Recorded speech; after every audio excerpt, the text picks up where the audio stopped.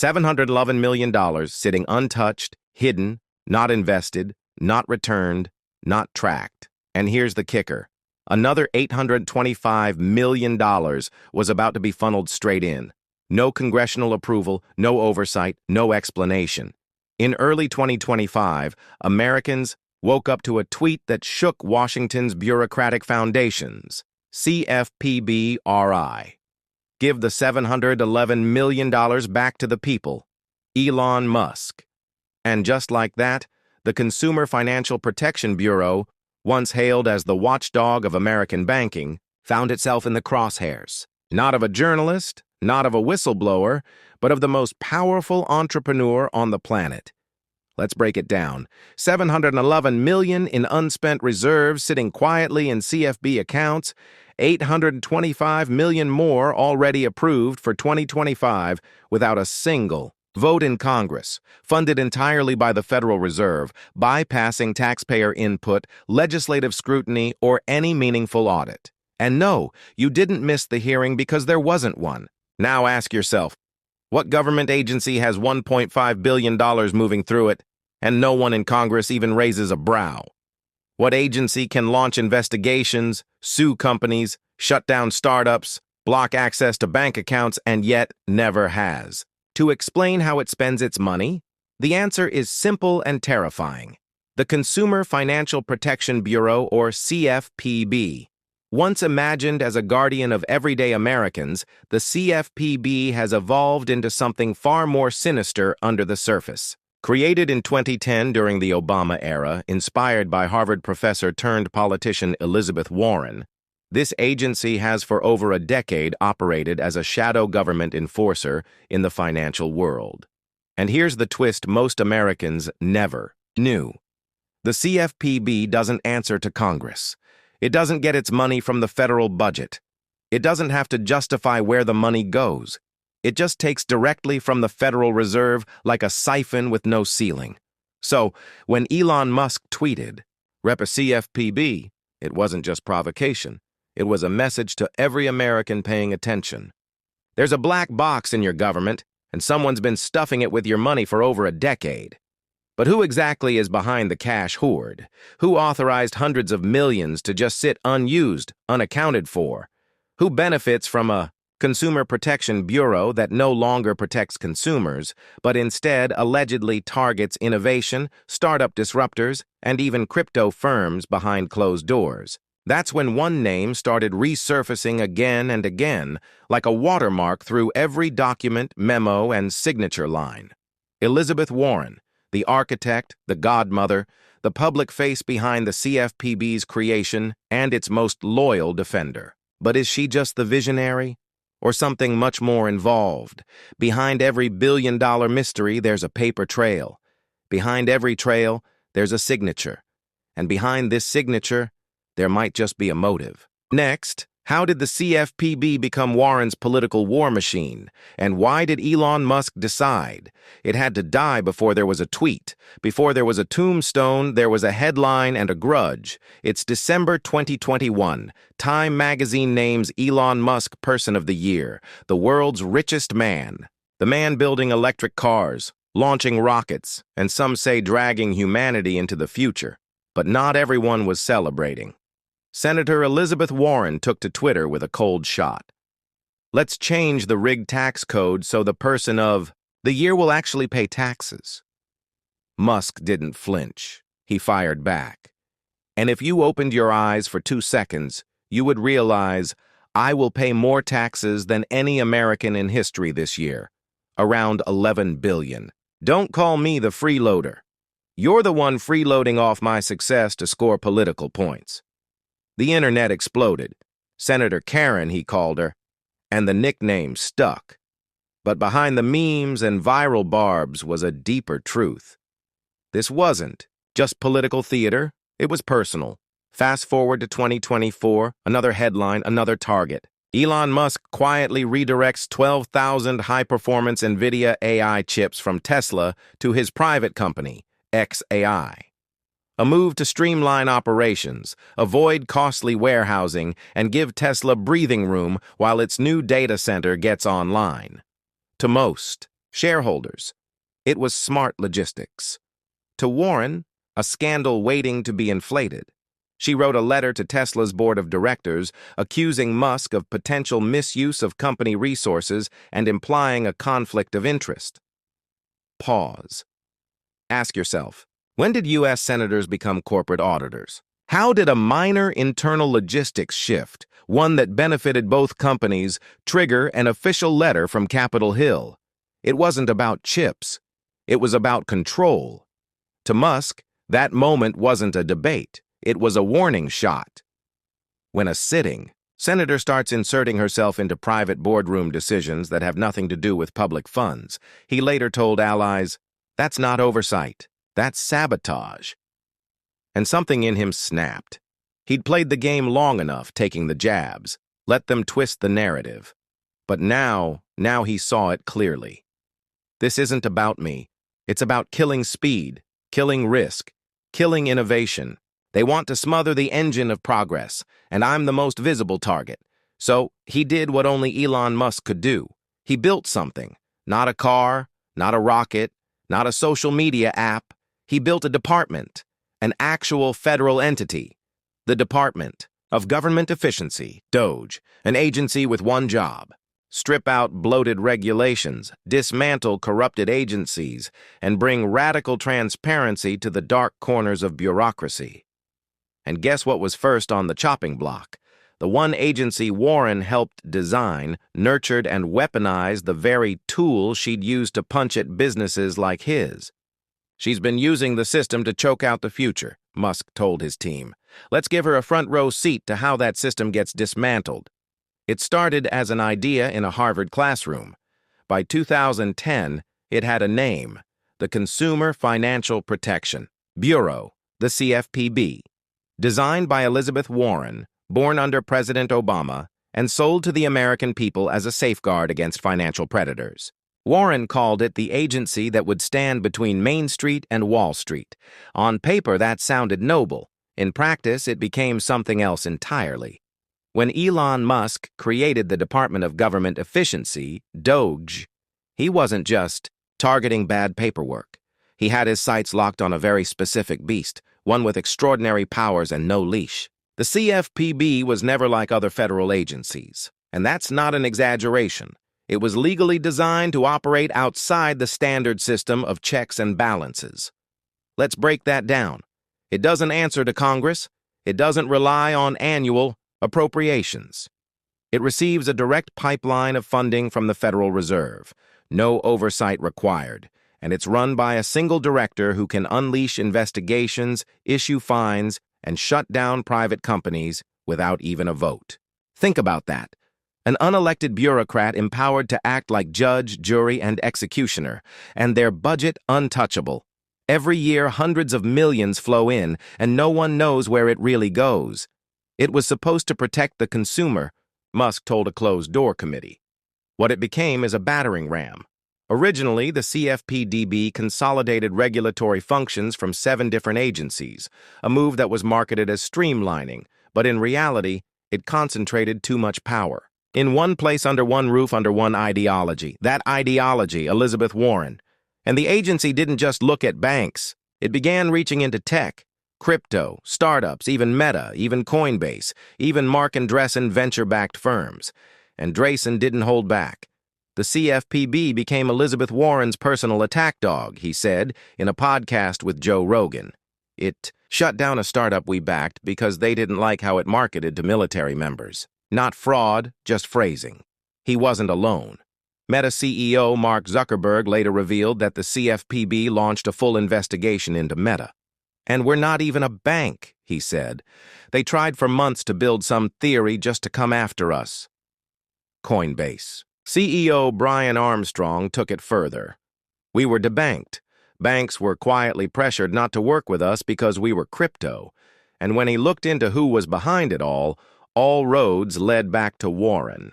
Even Warren herself, cornered in a Senate hearing, had to admit, yes, debanking is a problem. We should figure out who's responsible." That comment, it didn't age well because now, with DOGE investigating, the trail was getting hotter and the numbers even worse. $21 billion in collected fines, Musk noted in his report. And yet, no one can trace how much actually reached the people it was meant to protect. It wasn't just bad accounting. It was a system designed to never be questioned. The CFPB operates in the shadow, Musk said, and the deeper we go, the more it looks like a political war chest disguised as a watchdog. Coming up next, a letter, a signature, and the moment Patel finds the document Warren never wanted anyone to see.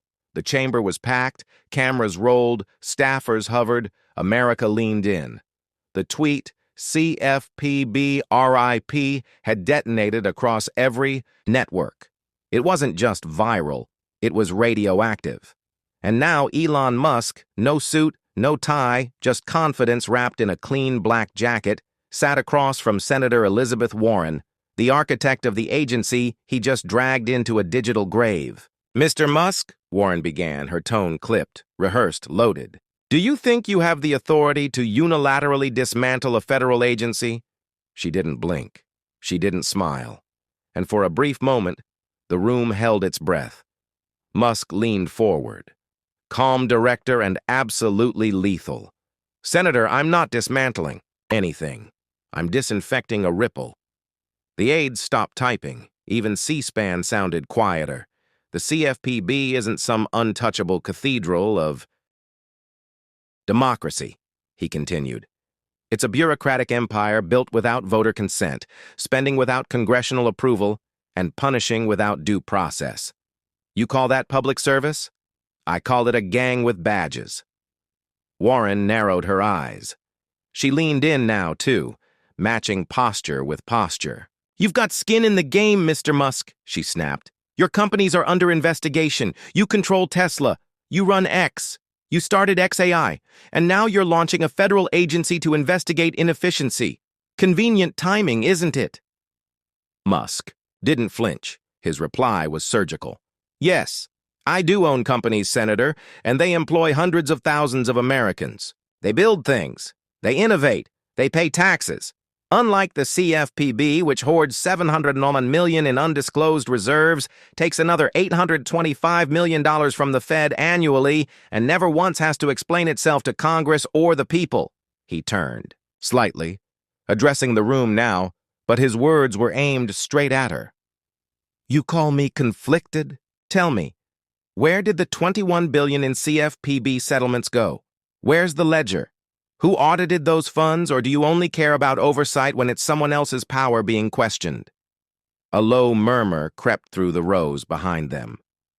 Warren tried to retake ground. "The CFPB has returned billions to defrauded consumers. She said it protects people from predatory practices from people like you." M smiled. Not smug, not sarcastic, just sharp. "Senator, you're right. It did protect consumers once. Then it became your enforcement arm. Finding banks you don't like, debanking startups you don't understand, and blocking industries you politically oppose. The agency changed. You changed it." For a moment, Warren had no immediate rebuttal. And that silence, it said more than any headline, because Musk hadn't dismantled the CFPB yet. But he just demolished the illusion that it was sacred. By the time the gavel came down, no one declared a winner. But Americans watching at home, in bars and offices, started asking the one question Warren couldn't afford to hear. If the CFPB is so noble, why is she so afraid of anyone investigating it? Up next, Patel steps out of the shadows with the paper trail that starts pulling the CFPB apart from the inside. The cameras were off now. The hearing was over. But for Patel, it had only just begun. While Elon Musk was busy dismantling Warren's arguments in public, Cash had gone quiet.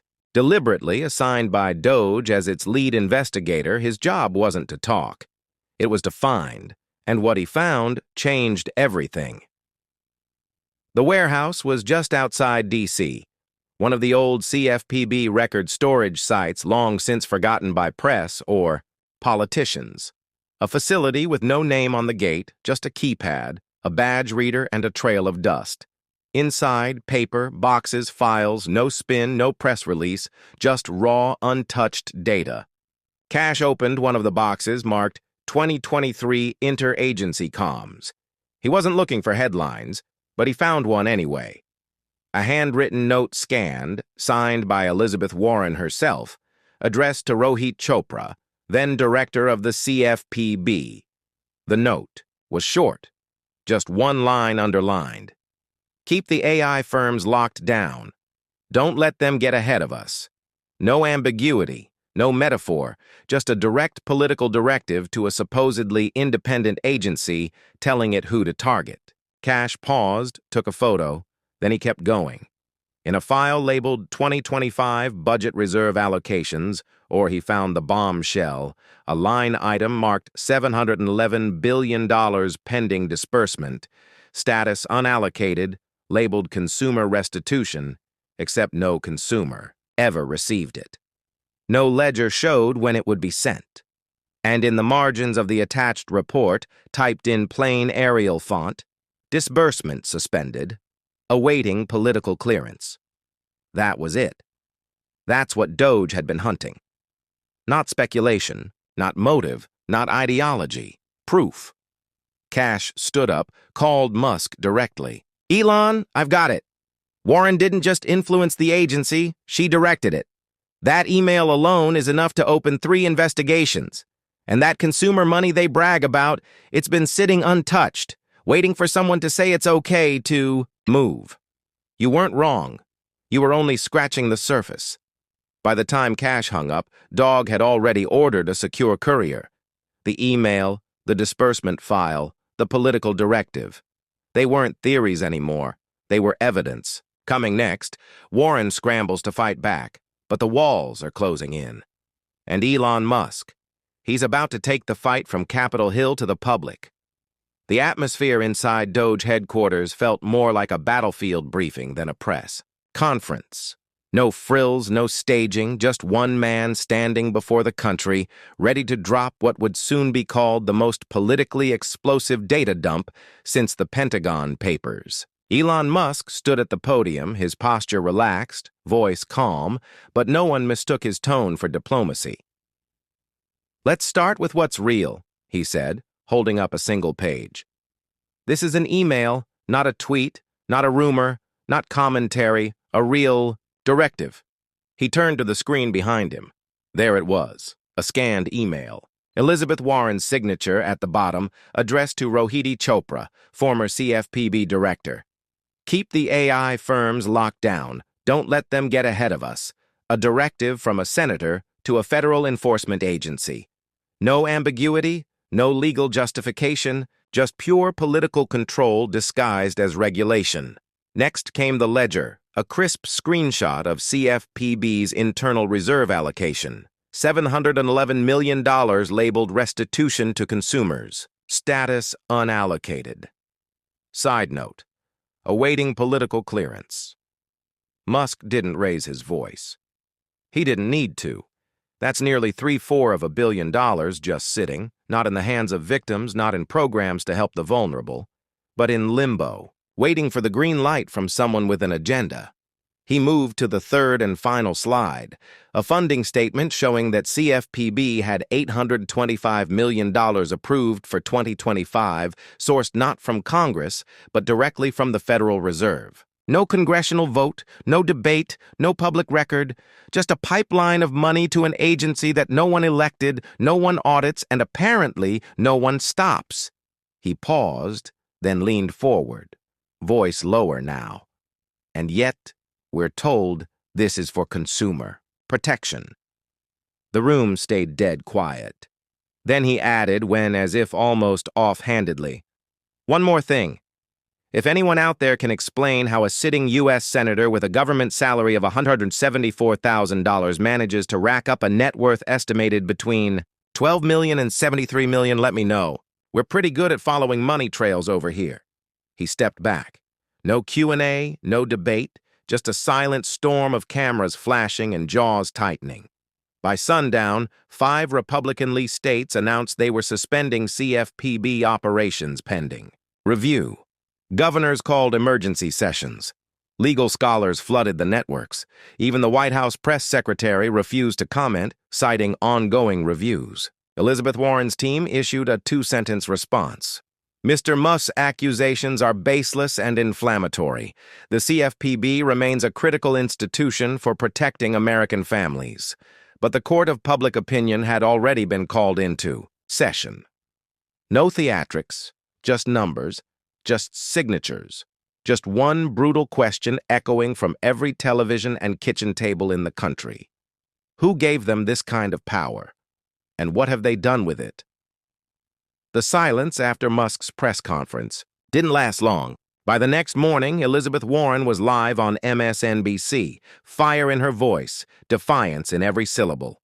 This so-called Department of Government efficiency isn't about efficiency. It's about one billionaire creating a government within the government to protect his empire and settle scores.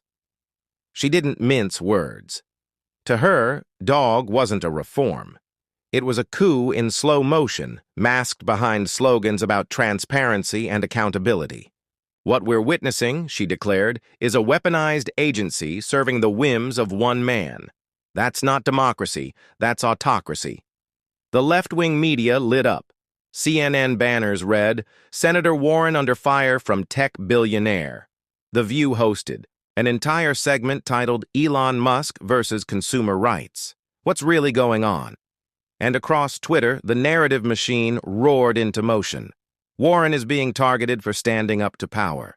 This is Silicon Valley trying to erase oversight. DOGE is Musk's personal police force. It looked like Warren had found her footing again. For a moment, it felt like she might shift the tide. But that moment didn't last, because while the headlines flared, Warren quietly filed an emergency motion in federal court, attempting to halt DOGE's investigation into the CFPB, citing constitutional overreach. She was betting on the courts to slam the brakes on Musk's momentum, but the court didn't bite. In a swift ruling, the federal judge dismissed her petition. The opinion was blunt. The Department of Government Efficiency was created by executive order. It falls within the president's constitutional authority. The investigation into CFPB as a federally funded agency is lawful and within jurisdiction. The blow was clean and public. Meanwhile, independent journalists began poking holes in Warren's own defense. Why, they asked, was she fighting so hard to prevent a simple audit? If CFPB was clean, if there was nothing to hide, why not welcome transparency? Musk didn't say a word that week. He didn't have to. The silence was doing more damage than any tweet ever could. And then came the numbers. A watchdog group released a detailed breakdown of CFPB's past 5 years of enforcement fines, over $4.2 billion collected from financial institutions. Less than $1.3 billion traceably dispersed to affected consumers. Where did the rest go? Cable news avoided the question, but online it exploded. Even moderate voices began asking, why does this agency exist outside congressional funding? Why is one senator's name on every major move behind the scenes? And if Warren really had nothing to hide, why all the firepower to stop the flashlight? Her voice remained loud, but her footing less certain. She had struck back, but it was clear the old tactics weren't landing like they used to. For the first time in a decade, Elizabeth Warren wasn't commanding the storm. She was trapped inside it. The room was colder than last time, not in temperature, but in tone. There were no grand speeches, no opening pleasantries, just stillness, the kind that comes right before something irreversible. This wasn't another hearing. This was a trial in everything but name. Patel stepped forward, calm as ever. Not a sound bite in sight, just a binder full of facts, timestamps, signatures. He began with a single slide projected on the monitors, for all to see. Exhibit 1, a verified email from Senator Elizabeth Warren to then CFPB Director Rohit Chopra, dated April 12, 2023. The text was crystal clear, now illuminated in bold. Keep the AI firms locked down. Don't let them get ahead of us. A low murmur rumbled through the chamber. No one asked if it was real. They could see the signature. Next came Exhibit 2, a snapshot of internal CFPB budget records. This is the AY's ledger for consumer restitution funds. It shows $711 million marked for disbursement, never released. He zoomed in on a small notation in the corner. Awaiting political clearance. Cash didn't break stride. He moved to the third document. Internal memo marked Staff Eyes Only. Summary of policy direction received from Senator's office. Specific companies flagged. Industries prioritized. He paused.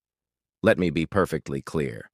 The CFPB did not act as an independent watchdog.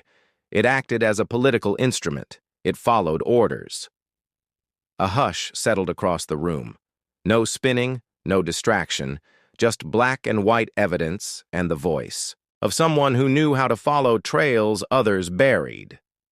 Across the dais, Senator Warren sat rigid.